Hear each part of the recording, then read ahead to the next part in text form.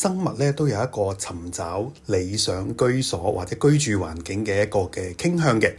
我哋見嗰啲寄居蟹咧，當佢哋咧有翻咁上下大隻嘅時候咧，佢哋會揾個另一個咧做佢哋嗰個嘅寄居嘅環境啦，嗰個殼啦。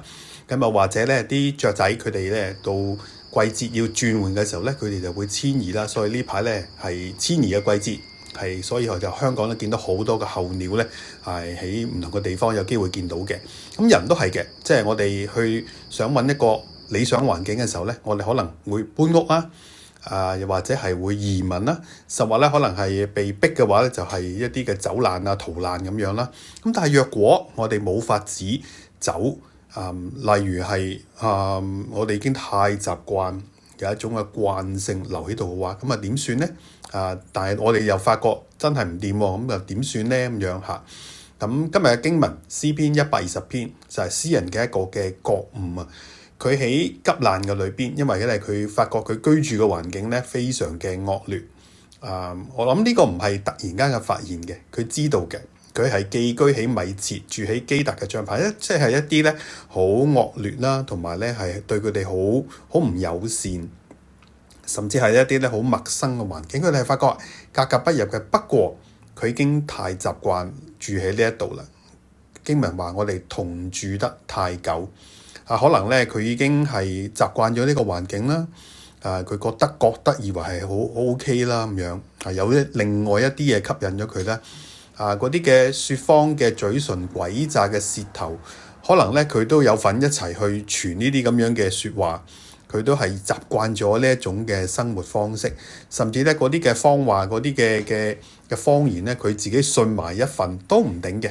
咁但係佢發現，最終真係唔得，佢需要一種嘅轉向。喺呢個環境裏邊，佢話呢一班人係恨惡和平，同佢咧所追求嗰種生命裏邊嘅安居樂業，又或者咧係平安咧，係完全格格不入，冇法子可以係調和到。於是佢需要有一個嘅選擇。佢要離開呢個嘅環境啦。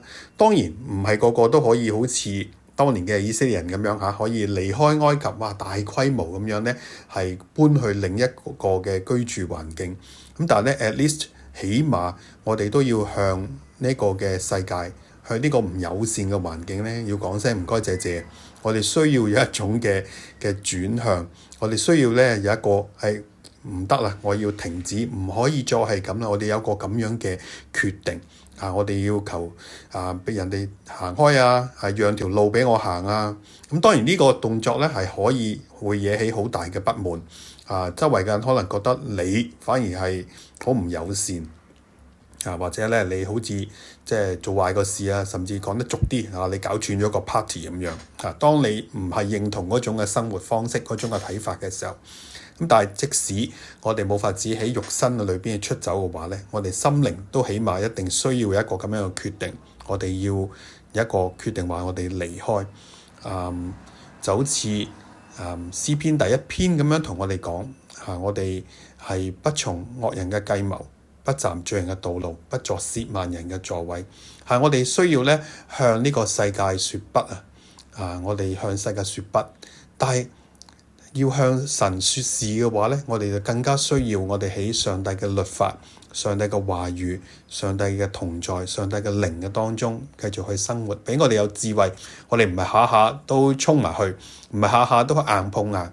我哋需要喺裏邊有神所俾我哋嘅智慧，懂得去調和，我哋懂得去走位，亦都懂得能夠咧點樣喺神嘅幫助嘅底下咧改變我哋身邊嘅環境。求主幫助我哋每一個咧，我哋都能夠喺呢個可能係充滿謊言、充滿好多嘅唔友善嘅環境嘅裏邊，我哋揾到神所俾我哋嘅出路。